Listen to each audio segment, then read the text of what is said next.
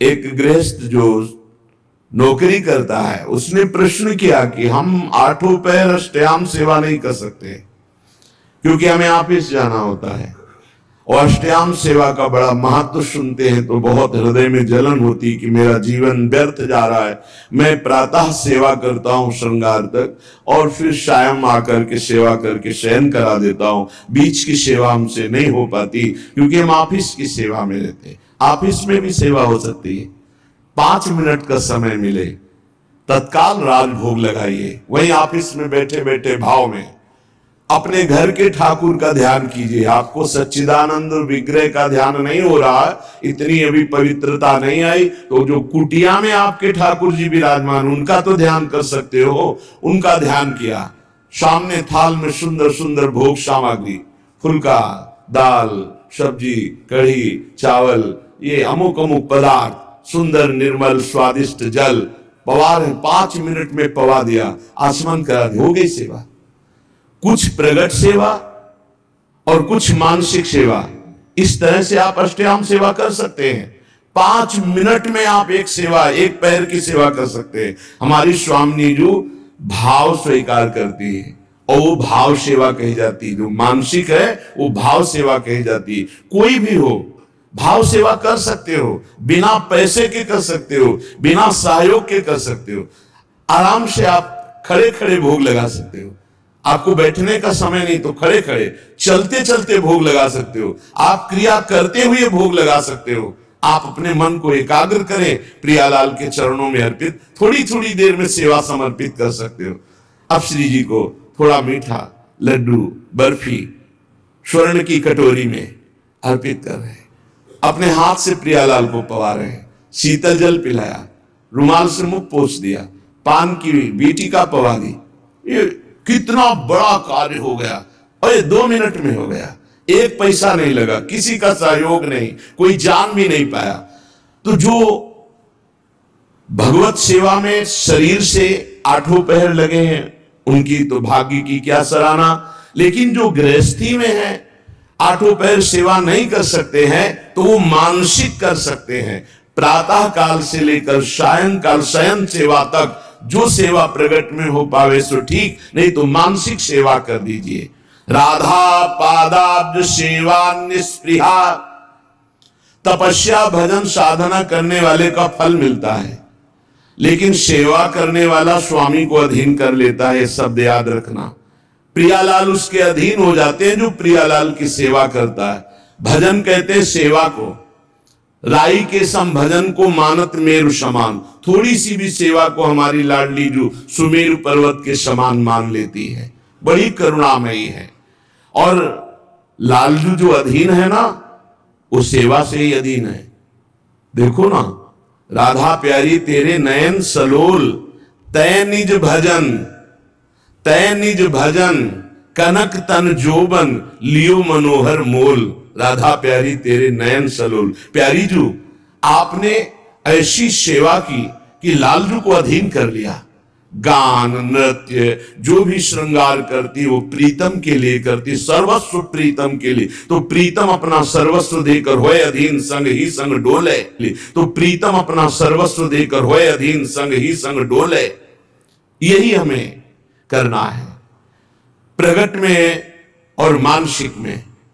मानसिक में क्या पैसा लगता है, बड़े सुंदर जूही की माला तैयार की, प्रियालाल के गले पर पधराई, बड़े सुंदर कमलों के फूल गादी बिछा दी, एक पैसा नहीं लग रहा, बड़े सुंदर स्वर्ण से जटित चौकी, उस पर सुंदर सुंदर भोग सामग्री।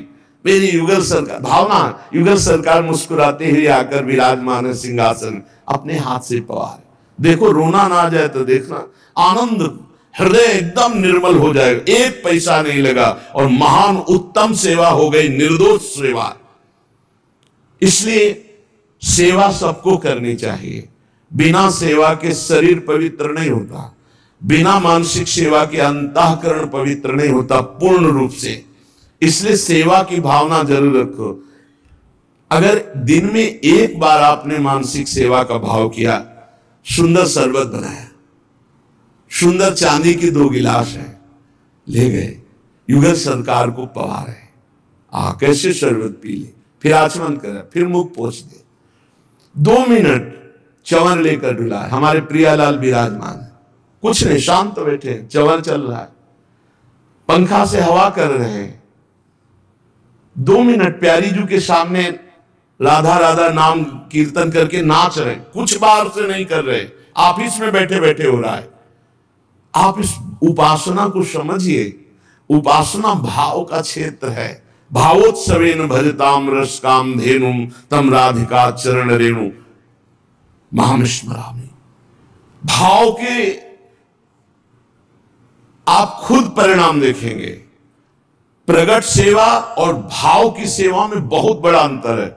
प्रगट सेवा हम कर रहे हैं, मन हमारा कहीं और है, लेकिन जब हम भाव सेवा करते तो मन को लगना ही होता है, क्योंकि बिना मन के वो सेवा होगी नहीं, उसका नाम ही मानसिक सेवा है। 5 मिनट 24 घंटे में प्रत्येक शरीरधारी को मानसिक सेवा करनी चाहिए। क्या जाता है, अपने घर के जो ठाकुर है उन्हीं पर भाव करके मानसिक सेवा कीजिए। राधा पादाब्ज सेवा न्याय स्पृहा, परिणाम क्या आया, कोई इच्छा ही नहीं रहेगी, अपनी कोई इच्छा नहीं रहेगी। प्रभु मानसिक सेवा को बहुत जल्दी स्वीकार करते हैं। वैसे प्रत्येक साधक की मानसिक सेवा होती ही होगी यदि प्रगट सेवा कर रहा है, क्योंकि प्रगट में उतनी सामग्री नहीं होती जितनी हमारे भाव बनते हैं। मानसिक सेवा में बहुत सुख मिलता है। जहां कोई अच्छी वस्तु, अच्छा फूल, अच्छा पत्र देखा, तत्काल सेवा शुरू हो गई। ये तो श्री जी के लायक है। भाव से तत्काल वो श्री जी तत्काल स्वीकार करती है। बाजार में जलेबी बन रही है, कृष्णदास अधिकारी जी ने देखा कितनी सुंदर जलेबी, कुरकुरी जलेबी, ये तो श्रीनाथ जी के लिए आंख मूंदी समर्पित। न जलेबी खरीदा न कुछ। उधर जब पर्दा हटाया श्री विठलनाथ गोस्वामी जी ने, तो देखा जय जय जलेबी पा रहे। तो उनका जय जय, यहां तो जलेबी बनी नहीं और बाजार का आप पाते नहीं, फिर ये कैसे? तो उनका कृष्णदास अधिकारी जी गए ना सेवा के लिए, तो बाजार में जलेबी बन रही थी, तो उन्होंने देखा और भोग लगा दिया, तो हम पा रहे हैं। डरते हुए कहा, क्योंकि पुत्र भाव है ना श्री विठलनाथ जी का, श्रीनाथ जी के, तो उनका उन्होंने भोग लगा दिया। हम जय जय आप बाजार पर क्या करें, भाव से उन्होंने भोग लगा दिया तो वो पा रहे। समझ रहे, भाव से वहां खरीदा भी नहीं, केवल भाव बन गया और श्रीनाथ जी महाराज पा रहे। ऐसे हमारी श्री जी हैं, हमारे लालजू हैं। कोई भी सेवा कर सकते हो, बिना पैसा की सेवा, बिना किसी के सहयोग की सेवा, और ये सेवा जरूर श्री जी स्वीकार करती है। राधा पादाम्बुजा दन्यत स्वप्ने पीच न जानती, यह है खास बात। श्री राधा चरणारविंद के बिना स्वप्न में भी किसी का आश्रय नहीं होना चाहिए। अगर स्वप्न भी आवे और कोई भय आवे तो उसमें राधा चरणारविंद का ही आश्रय जागृत हो, तो जानो तुम्हारा जीवन धन्य हो गया। जागृत स्वप्न सुषुप्ति स्फुरत में राधा पदाब्ज छटा। चाहे हम जागृत में हो या स्वप्न में हो या सुषुप्ति में हो, हम राधा चरणारविंद की ठसक में अन्य आश्रय ना आ जाए। राधा पादाम्बुजा दन्यत स्वप्नेपि चन जानती, स्वप्न में भी हम किसी अन्य का आश्रय न ले, अन्य का परिचय न जाने। तो श्री राधाजू के इस संबंध के प्रभाव से उसके हृदय में प्रेम समुद्र, राधा संबंध संधावत प्रेम सिंधौग शालिनीम, उसके हृदय में प्रेम समुद्र की अद्भुत तरंगे उठने लगती हैं। शेषा शेष महाविस्मापक कैशोर रूपिणी, क्षणे क्षणे रसास्वाद प्रोदंचत पुलकावलीम। जो निखिल जगत में सबका आश्रय छोड़ करके एकमात्र आराध्य देव चरणों का आश्रय ले लेता है, महाआश्चर्य में उसका जीवन बदल जाता है। शरणागति एक बड़ा गुप्त रहस्य है और इसका एक विचित्र प्रभाव है। कह रहे जैसे कोई महाधनी किसी को गोद में ले लेता है तो बिना कमाए वो अरबपति हो जाता है, क्योंकि गोद में ले लिया गया। ठीक शरणागति गोदनामा है। जब कोई सच्चा समर्पित शिष्य होकर गुरु के चरणों का आश्रय ले लेता है तो गुरु की सारी भागवतिक संपदा का अधिकारी हो जाता है। जैसे गोदनामा, यद्यपि बड़ी दुर्लभ, बड़ी तपस्या, बड़ी कठिनता से गुरुदेव ने उस वस्तु को हासिल किया, पर जब शिष्य सच्चे भाव से शरणागत हो जाता है तो उसको वो कष्ट नहीं सहना पड़ता।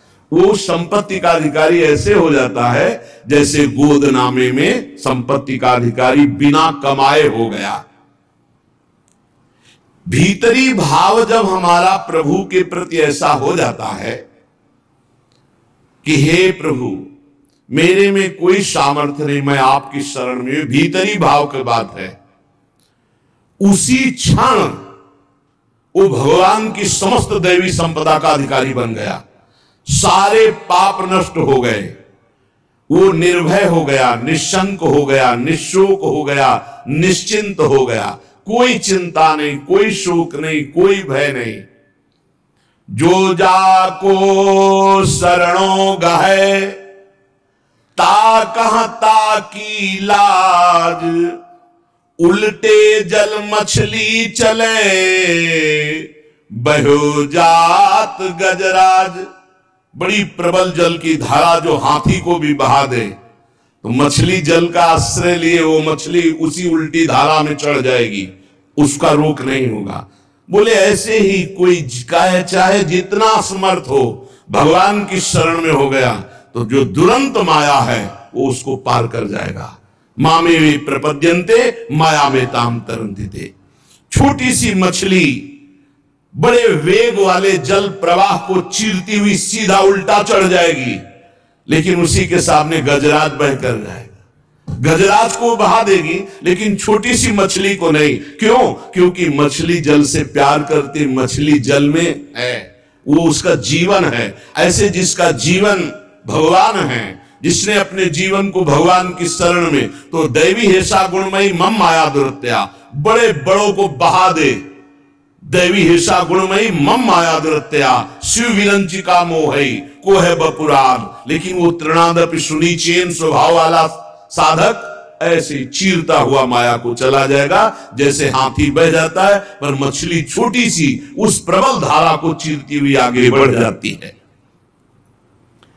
भगवान की शरण होने पर भक्त के लिए माया हर द्वार खोल देती है, निकल जाओ, परम स्वतंत्रता दे देती है।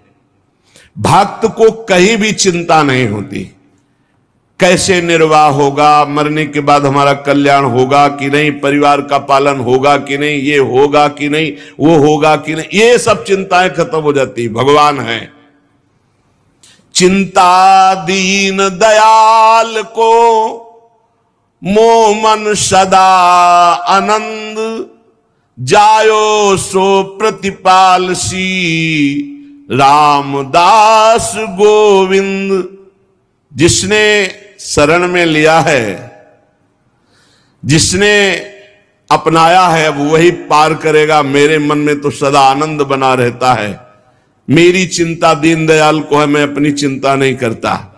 मोह मन सदा आनंद, मेरा मन तो अब आनंदित रहता है, क्योंकि दीनदयाल प्रभु मेरे स्वामी हैं। भगवान के समान कोई सृष्टि में नहीं है, फिर हम किसका आश्रय लें? और जो ये बात नहीं समझते वही परेशान हो रहे हैं। ना त्वत्समोऽस्त्यविदिका, तुमसे अधिक कौन हो सकता है जब समान नहीं कोई। त्रिलोकी में भगवान के समान केवल भगवान ही है, तो भगवान से फिर अधिक जब अधिका, आपसे अधिक कौन हो सकता है? इसलिए जो चतुर भाग्यशाली है मनुष्य, वो भगवान की शरण में हो जाते हैं। क्या बाकी रह जाएगा जब भगवान आपके पक्ष में है? मुफ्त में कल्याण हो जाएगा। अरे कुछ नहीं करना, कल्याण के लिए कुछ नहीं करना।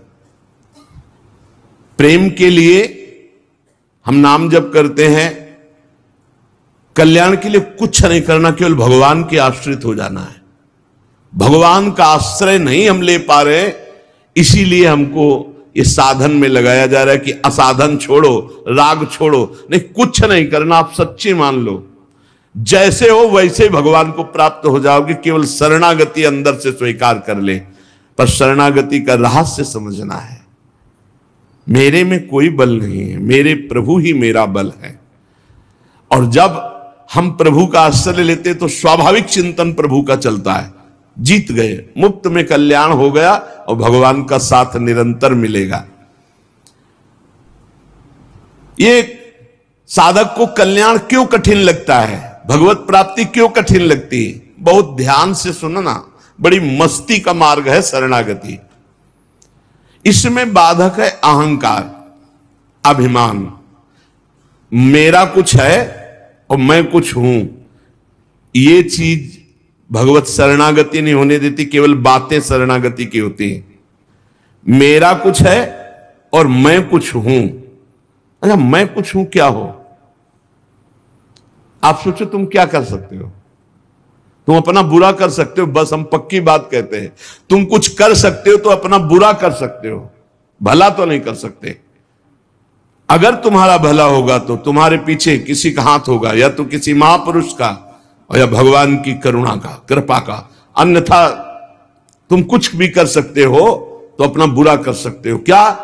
वैभव बढ़ा सकते हो, मान प्रतिष्ठा, ये सब आपका बुरा ही होगा। भगवत प्राप्ति के मार्ग में तुम्हारे को ढकने के लिए अहंकार बढ़ता चला जाएगा।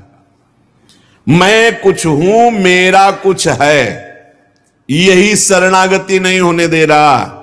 शरणागति पूर्ण भगवत प्राप्ति है। मैं कुछ हूं, मेरा कुछ है, यही शरणागति नहीं होने दे रहा। मैं कुछ कर सकता हूं, इस बात का अभिमान बाधक है। धन्य है वो उपासक जो गुरु की शरणागति से अभिमान का नाश कर दिया। अभिमान रहित तो होकर जब भगवान की शरण में जाता है तो जैसे नींद अपने आप आ जाती है। नींद लेने के लिए कोई परिश्रम नहीं करना पड़ता। ऐसे ही भगवान की शरणागति होते ही परमानंद के लिए कोई परिश्रम नहीं करना पड़ता। जैसे यहां कह रहे नींद लेने के लिए परिश्रम नहीं, ऐसे समाधि या भगवत भाव में डूबने के लिए कोई श्रम परिश्रम नहीं। अपने आप आगे समझ जाओगे जब शरणागत हो जाओगे। स्वाभाविक निश्चिंतता आ जाती है, निर्भयता आ जाती है, उसको कुछ करना नहीं पड़ता।